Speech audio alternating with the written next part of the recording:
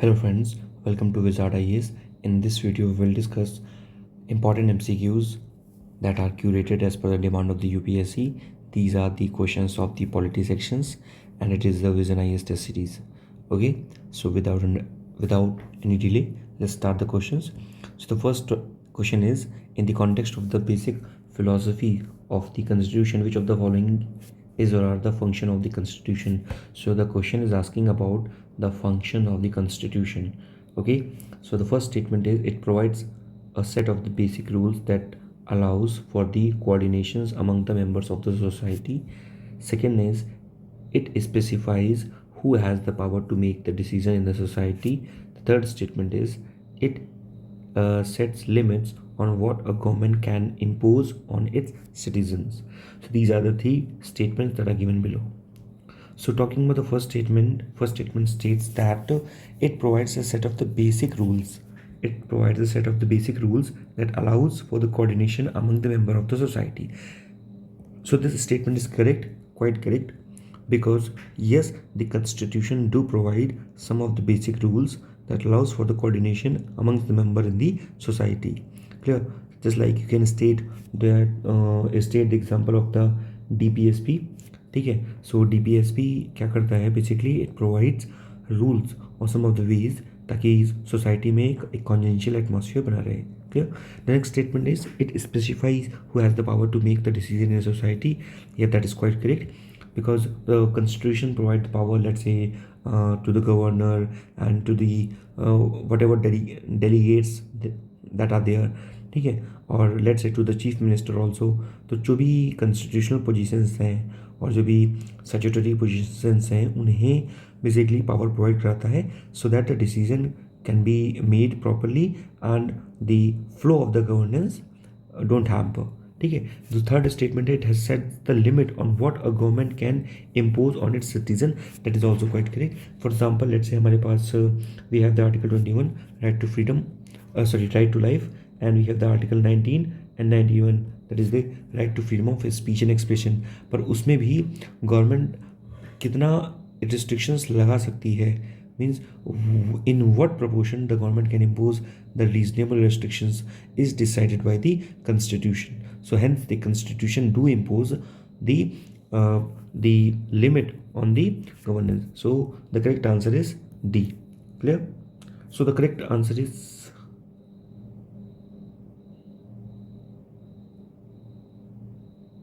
D. Okay. Now talking about the next question.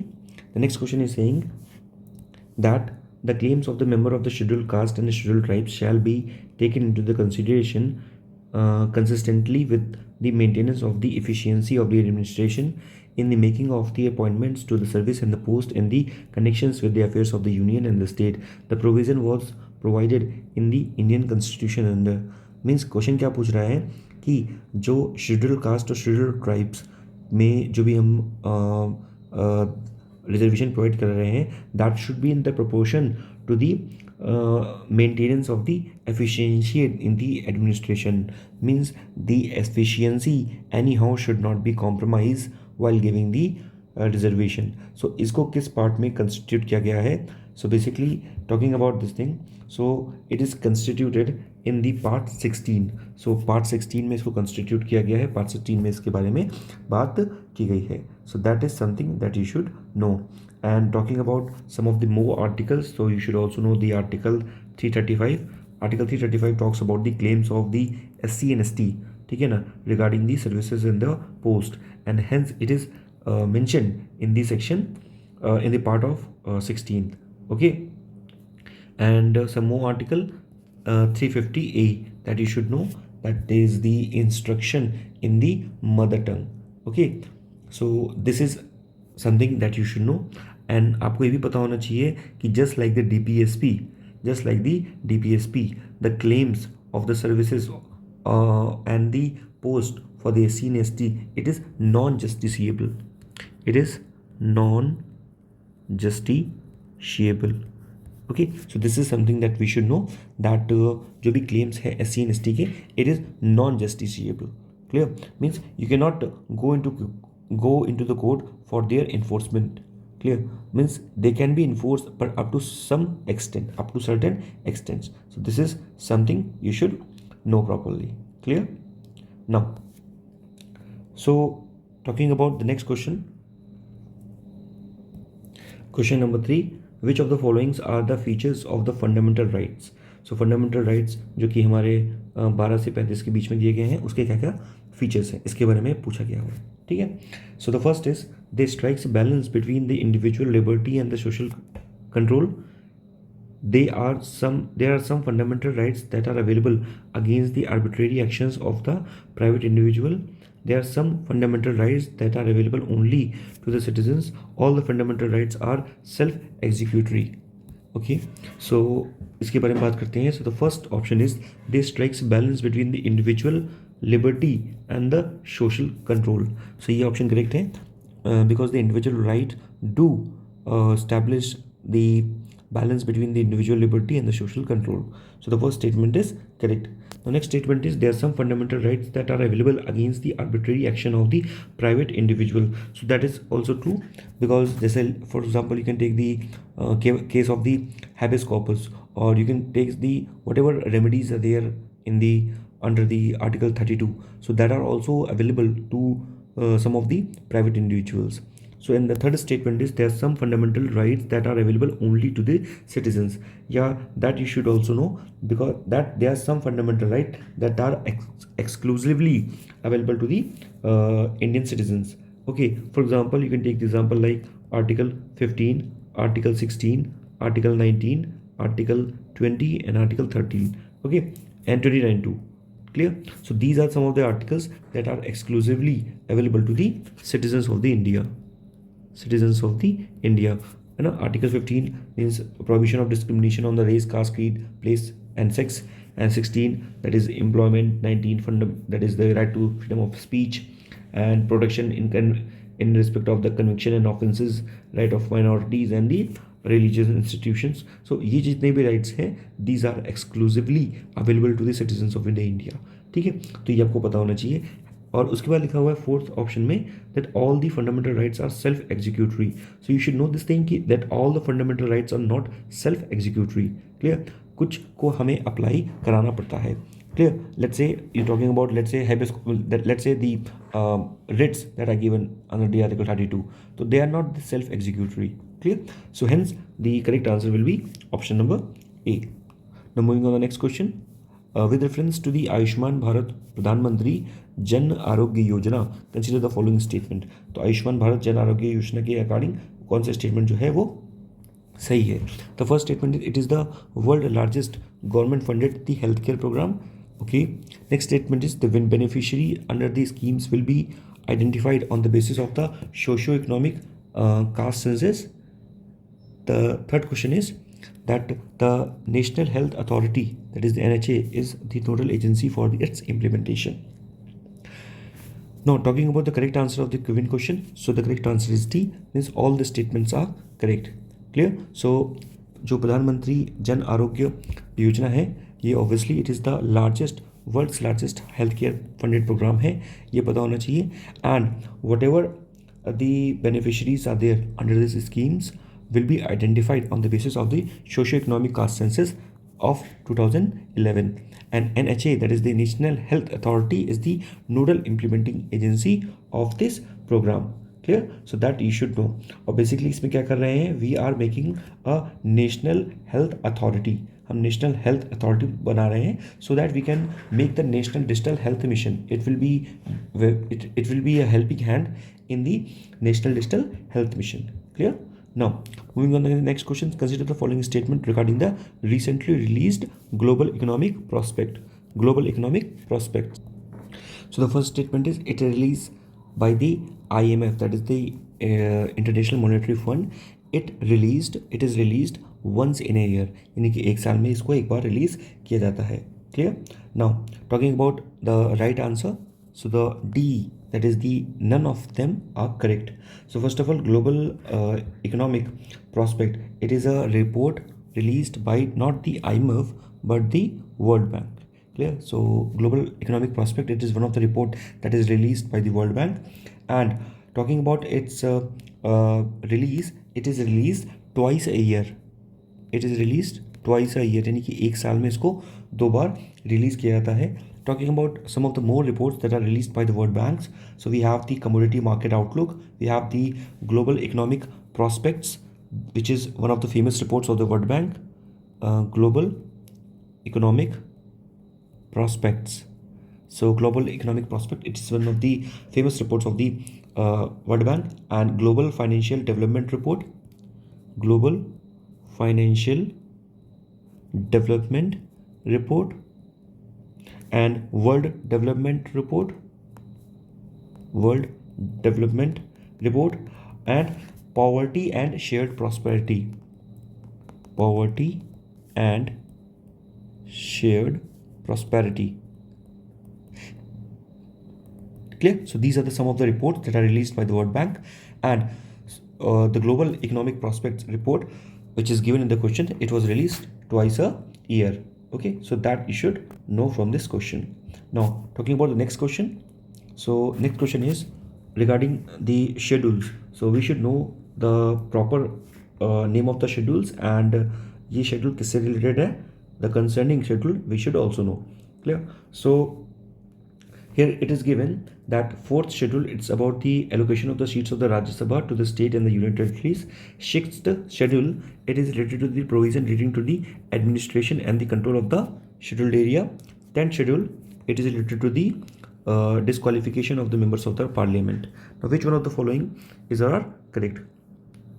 Now talking about the correct answer, so only 1 and 3 are correct, and the 2 is the wrong one. Clear? Because the provision relating to the administration of the scheduled area, it is not related to the scheduled area, but it is related to the scheduled tribe. The fifth schedule, it is related to the administration of the scheduled area. Okay, administration of scheduled area.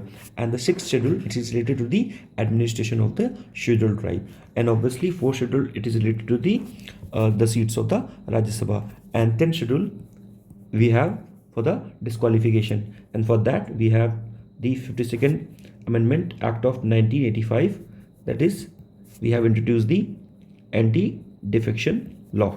So anti-defection law we have introduced by the 52nd Amendment Act of the 1985. ठीक है, तो ये चीज़ आपको यहाँ से पता होनी चाहिए. So the correct answer is C. Now which of the following is the ozone depleting substances, ODS? Ozone depleting substances कौन कौन से हैं?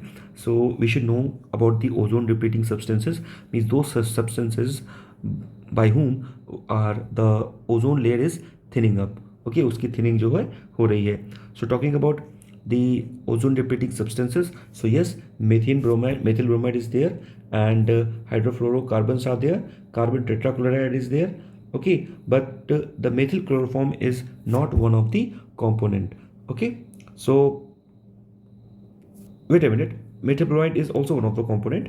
Okay, so the correct answer will be 1, 2 and 3 and 4. Okay, and apart from that, the chlorofluorocarbon and hydrochlorofluorocarbon are also the ozone depleting substances.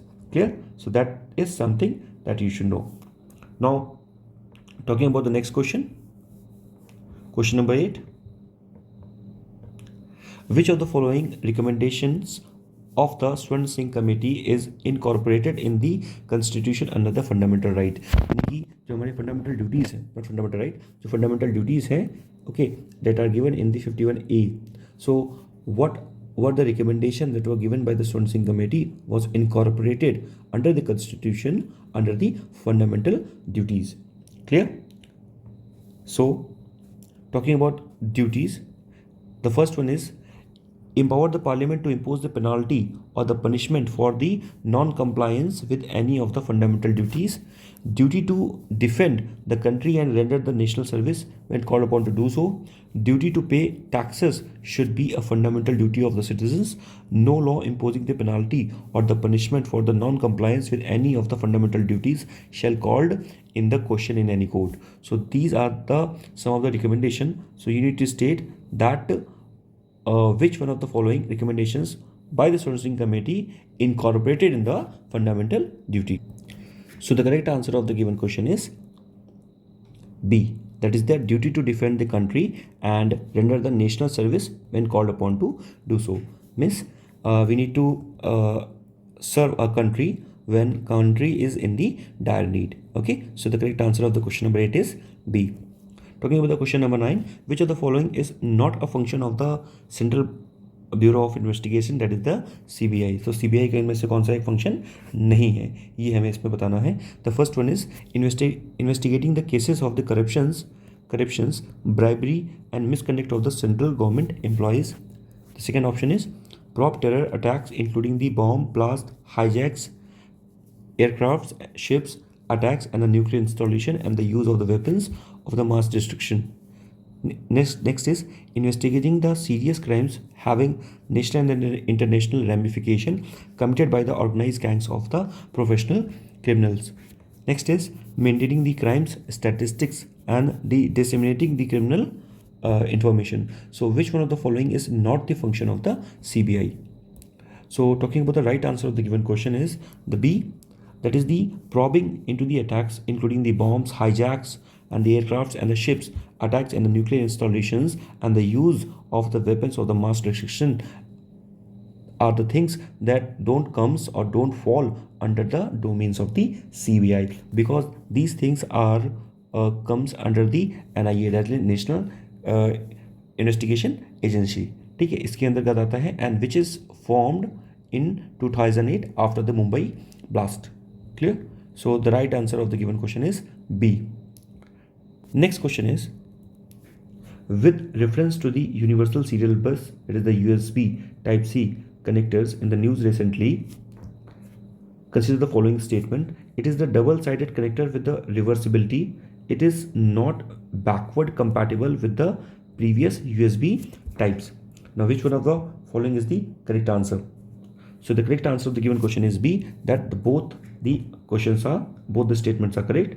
That USB type C, it is a double-sided connector with reversibility. So it is a double-sided connector with the reversibility, means you can charge from both the ends, and it is not it is a reversibility and it is not the backward compatible with the previous USB. So basically जो previous USB है उसके साथ ये backward compatible नहीं है. ठीक है, and talking about the USB, so basically there are three types of the basically USB. So USB type A, type B and type C.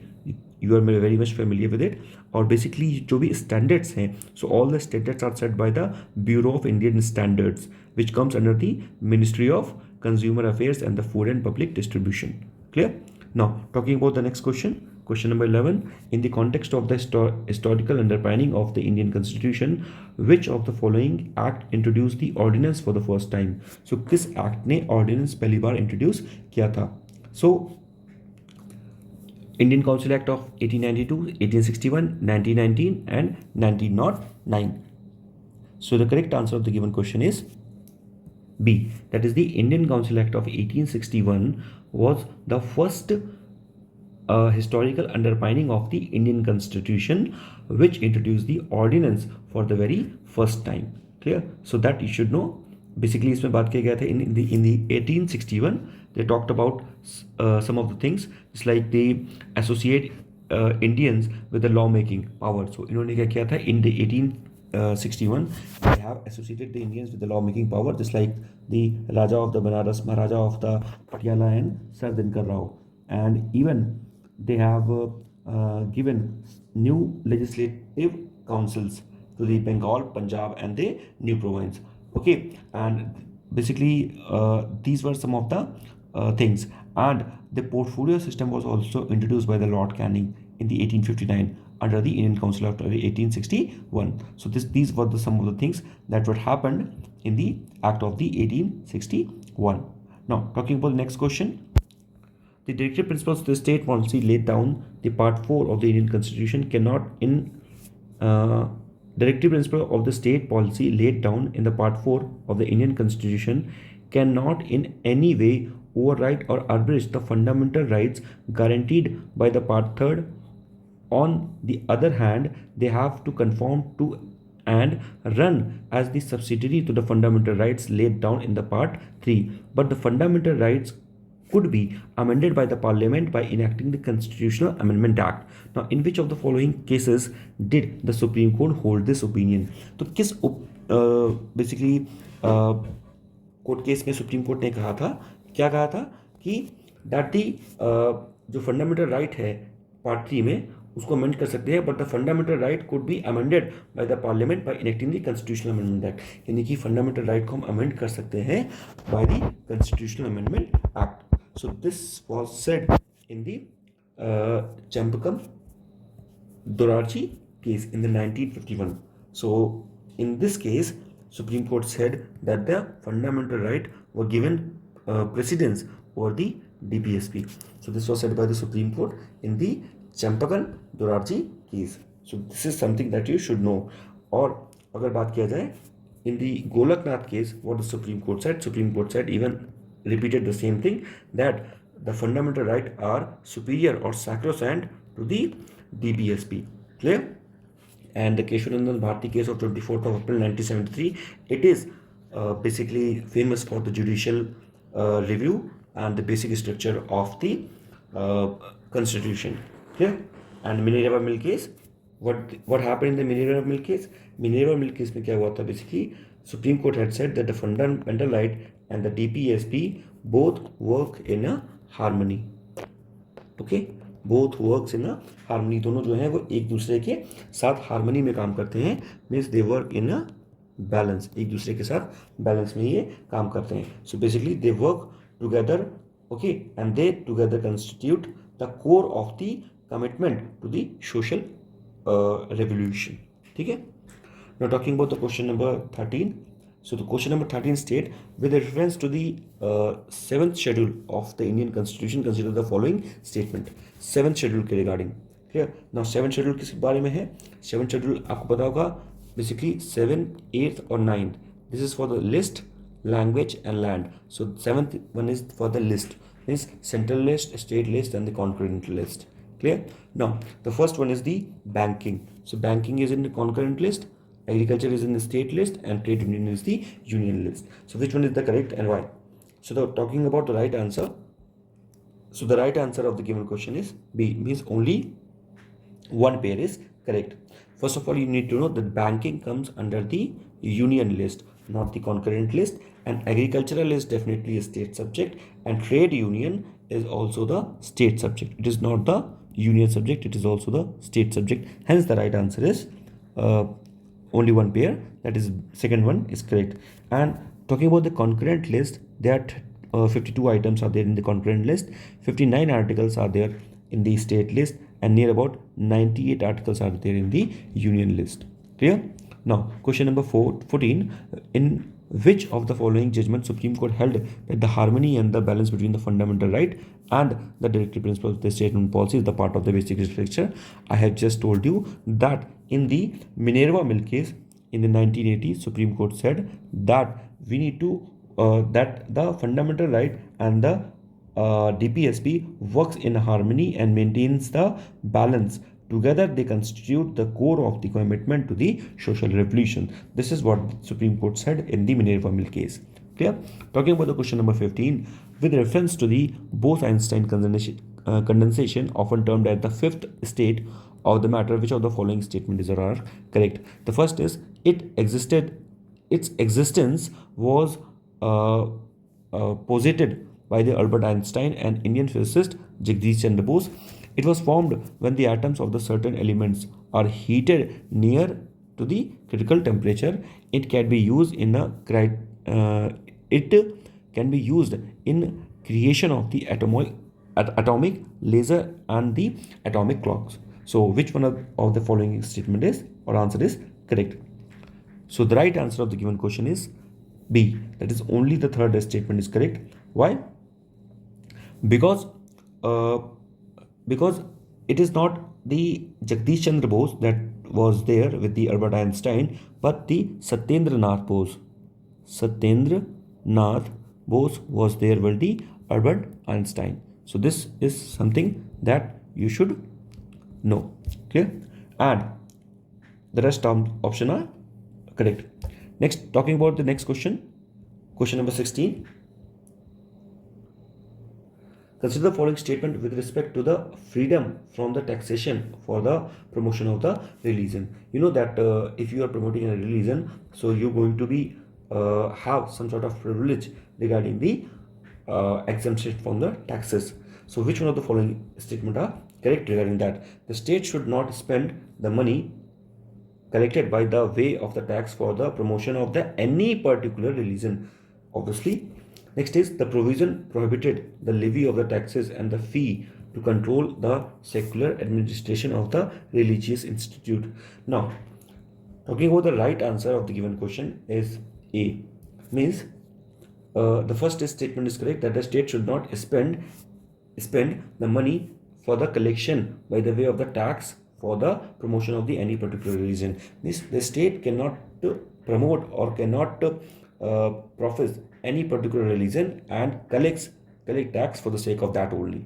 Okay, so the first statement is correct. The next statement is the provision prohibits the levy of the tax and the fee to control the secular administration of the religious institute. Now this statement is wrong. The government can levy tax or can collect fee, okay, to control the secular administration of the religious institution, but that should not be in a biased manner. Okay, so that should be in a very general sense. So hence the right answer of the question number 16 is the A. Clear? Now, talking about the question number 17, which of the following statements are correct to the regard to the consequences of the proclamation of the financial emergency? So if the financial emergency imposes anyhow, which is given in the article 360, what could be the prospects of it? The first statement is the center acquires full control over the state finance matter. Next, the president may reserve all the money bill or other financial bills for the consideration after they are passed by the legislature of the state. President may issue directions for the reduction of the salary and allowances of the judges of the Supreme Court and the respective High Court. Now, which one of the following option is correct? So, talking about the right answer of the question number 17, it's D. That obviously center going to acquire the full-fledged control over the state finance in the case of the imposition of the emergency, and the president may obviously reserve all the money bills and other financial bills that are there lined up for the consideration, okay, or maybe that passed up by the state legislature, and the president can reduce the salary of the state employees and the central employees and the judges of the High Court and the Supreme Court respectively. So the right answer of the given question is 17D. Clear? Talking about the 18th question, which of the following has the power to admit the new state into the Union of the India? So the first statement is the Parliament, President, Union Government and the Supreme Court. Obviously, this question is quite obvious. Under the Article 2, the Parliament has the power to admit the new state to the in the India. Clear? Next is question number 19. Which of the following are the advantages of the parliamentary democracy? So we know that in India we have the parliamentary democracy that was adopted by the British Constitution. So what are the advantages of the parliamentary democracy? The first is the responsible government, wide representation, strict separation of the power, and harmony between the legislature and the executive. So the right answer of the given question is D. That is 1, 2 and 4 are correct. So the first one is the responsible government. You know that the parliamentary democracy is a responsible government because there are two houses or two chambers, and the opposition can put the question to the ruling government and ruling government have to answer these questions. The next one is the wide representation, as this is a parliamentary democracy and we have the MP there. So and MPs are in the proportion of the population. Okay, so basically they are representing the population of the whole country. Okay, because they are the MP of the different states, of the different constituencies, of the different culture, and hence in that manner they are representing the wide culture of the India.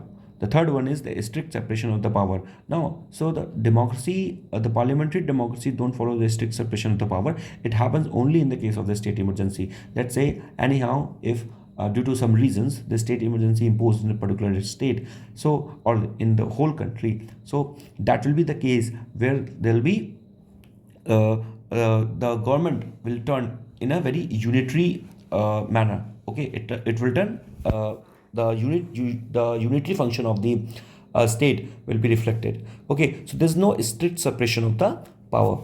It works in a basically in a federal manner, in a federal manner. Okay, so there's no strict separation of the power. Now, harmony between the legislature and the executive, obviously, that is one of the features of the parliamentary democracy. So, the right answer of the 19th question is D. Talking about the question 20 question, which of the following provision of the constitution ensures the political equality?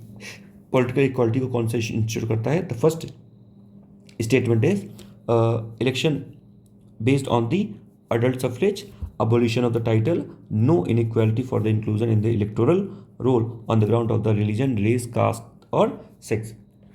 So the right answer of the given question is 1 and 3. Okay. So the question is asking about the which of the following provision ensures the political equality. How we are ensuring the political equality? The first is election based on the universal adult suffrage. Obviously, that is something which ensures the political equality, which is given under the Article 326. Now, abolition of title, it is nothing to relate with the political inequality. So it is something which is associated with the social equality. Clear? The next is the no ineligibility for the inclusion in the electoral roll on the basis of the religion, race, caste, or the sex, and this is quite correct. So this is something that we follow, and hence it is encouraging the people for the political equality. Clear? So the right answer of the given question is A. Talking about the question number 21. Question number 21 is, consider the following statement regarding the amendment procedure of the Constitution of the India. The first statement is, the Constitution Amendment Bill cannot be introduced by the nominated member of the Lok Sabha. Next is, the Constitutional Amendment Bill that seeks to amend the federal provision of the Constitution must be ratified by the legislature of the half of the state by a special majority. Okay, so talking about the right answer of the given question is D. That is, none of the given question is correct. The first one is that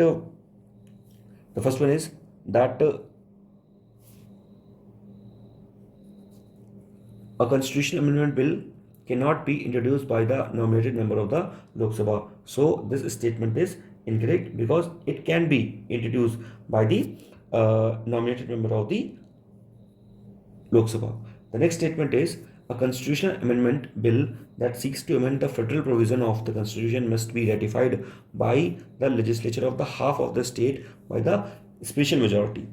So there's no special majority required for that. It is only the simple majority that is required for that. Clear?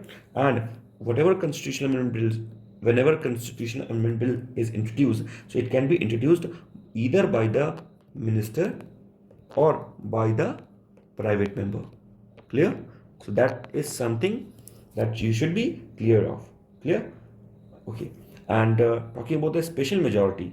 Okay. So special majority is something that you should have 2/3 of the member present and voting. Member present and voting. Clear? This is something that you should know. Now, question number 22. Consider the following statement with respect to the right to equality. Right to equality. So, the first statement is, the equality before law is a positive concept which means the absence of the any special privileges in the favor of the any person.